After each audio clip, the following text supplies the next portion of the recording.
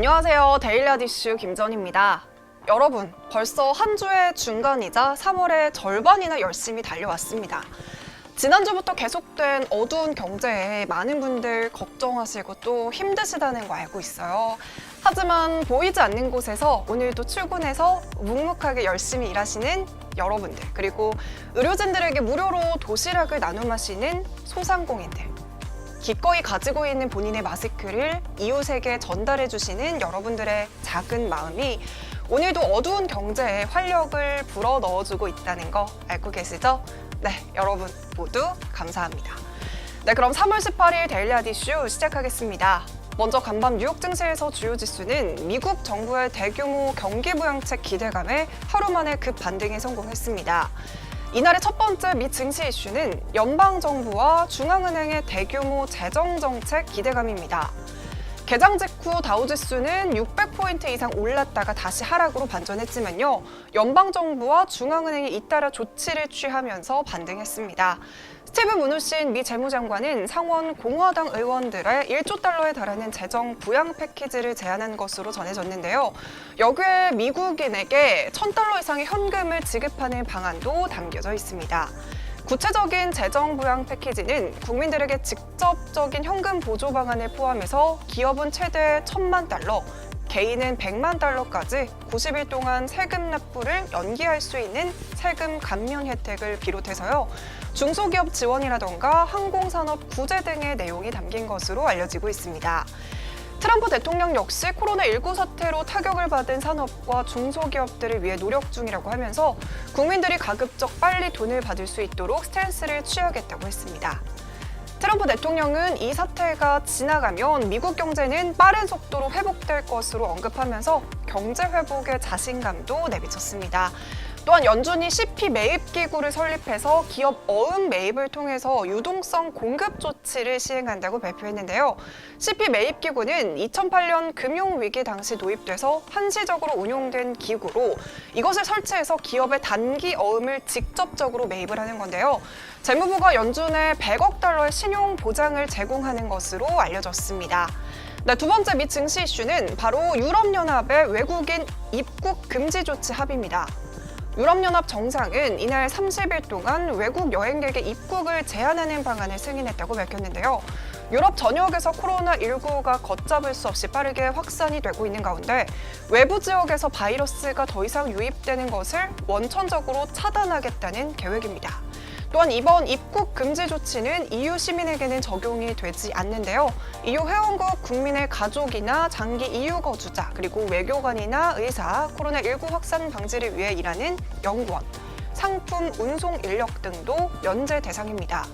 필요에 따라서 30일에서 더 연장이 될 수도 있다고 밝힌 만큼 코로나19 확산세에 따라 변동성이 있을 것으로 보입니다. 네, 국내 증시는 코스피가 1%대 상승으로 반등에 성공하면서 6거래일 만에 상승으로 출발했습니다. 하지만 40분 만에 다시 하락으로 전환했는데요. 자세한 장마감 지수는 화면으로 살펴보시죠. 네, 오늘의 국내 경제 이슈입니다. 먼저 정부가 선물한 포지션 한도를 확대했다는 소식입니다. 선물한 포지션이 무엇이냐면요. 먼저 선물환에 대해서 이야기를 해야 될 것 같습니다. 선물환이란 미래 일정 날짜나 일정 기간 내에 일정에게 외국환을 일정한 환시세로 매매할 것을 미리 약속한 외국환을 의미합니다. 그래서 선물환 포지션은 은행의 자기 자본 대비 선물환 보유액의 비율을 의미하는 것이고요.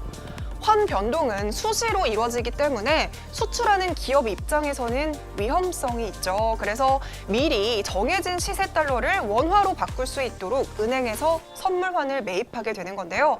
이에 정부는 은행의 외화 자산 규모를 늘릴 수 있도록 선물환 포지션 한도를 늘리기로 한다는 긴급 대책을 내놓은 겁니다.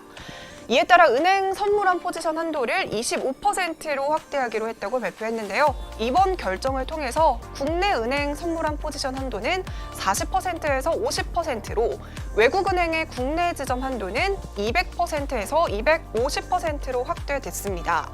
이를 통해 최대 100억 달러 규모의 외화 자금이 공급될 것으로 기대되고 있습니다. 네, 그럼 본격적인 오늘의 종목 살펴보겠습니다. 과연 어떤 이슈들이 있었을까요?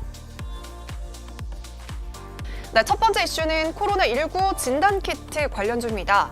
하락장에서 꾸준하게 상승세를 보이는 종목은 바로 코로나19 진단키트 관련주가 아닐까 싶은데요.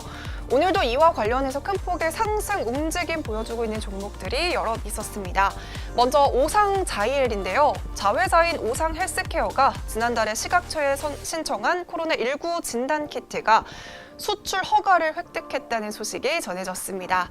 허가를 받은 진단키트는 오상헬스케어가 자체적으로 개발한 유전자 증폭 검사 방식 진단키트인데요. 코로나19의 목표 유전자 3종을 정성 검출할 수 있어서 한 개의 튜브로 동기 검사가 가능하기 때문에 대용량 검사에 사용자 편의성과 효율성이 높은 제품이라고 합니다. 수출 허가에 이어서 지난달에는 유럽 인증을 획득한 후 유럽이나 미국, 멕시코, 중동아시아, 아시아 지역 등으로부터 시제품 테스트와 수출 계약을 협의 중에 있고요. 미국 FDA에도 긴급 사용 승인을 신청해 놓은 상태입니다. 이 소식이 오늘 오상자이엘 상한가를 기록했고요. 8,320원에 고점을 찍었습니다. 또한 미국 FDA가 한국산 코로나19 진단키트 긴급 사용 승인 신청을 요청했다는 소식에 동반 상승세를 보여준 종목들이 있죠. 바로 랩지노믹스와 PCL, EDGC입니다. 지난주 미국의 하원 청문회에서 그린 의원은 이렇게 언급을 했습니다. 미국 FDA는 한국의 진단키트는 적절하지 않고 응급용으로 미국에서 사용하는 것도 동의하지 않는다. 한국 진단키트는 단일 면역 글로불린 항체로 검사하지만 미국 진단키트는 복수 항체를 검사한다. 네, 그러니까 이 말은요. 한국의 진단키트는 부적절하다는 의미입니다.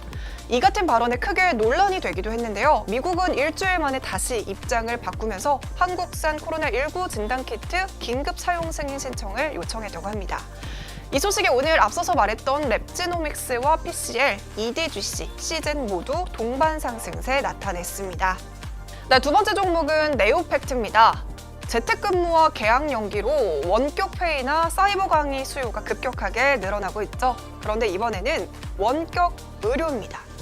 트럼프 미국 대통령은 코로나19 대응 테스크포스 언론 브리핑에서 원격 진료 서비스에 대한 접근성을 확대할 것이라고 하면서 환자들이 추가 부담 없이 전화나 화상으로 의사의 진단을 받을 수 있다고 언급한 바 있습니다. 이 같은 발언에 미국의 대표적인 원격 의료 기업인 텔라닥 헬스는 한 달 사이에 대통령 비상사태 발표를 기점으로 15% 가까이 상승하기도 했습니다. 이처럼 코로나19 확산에 따른 병상 부족 등으로 병원에 입원하지 못하거나 검진 대기 중 사망하는 환자가 속출하면서 세계 각국 정부가 원격 진료 서비스를 한시적으로나마 허용하고 있는 추세입니다. 여기에 네오팩트는 올해 초에 미국 시장에 진출을 해서 원격 진료 서비스에 대한 접근성을 확대하고 있는 중인데요. 미국 현지에서 코로나19와 관련된 원격 의료 비용에 대한 보험 적용 승인을 받았다는 소식이 전해졌습니다. 네오팩트는 전문 병의원 인수를 검토하고 유럽 등 향후 해외 시장 확장에 속도를 낼 것으로 보이는데요. 확진자가 빠른 속도로 늘어나고 있는 미국에서 이런 원격 진료가 가능해지면 수요가 더욱 늘어날 것으로 보고 있습니다. 네, 이렇게 오늘은 코로나19 진단키트주와 네오팩트 소식으로 데일리 이슈 마무리하겠습니다. 네, 시청해주셔서 감사합니다.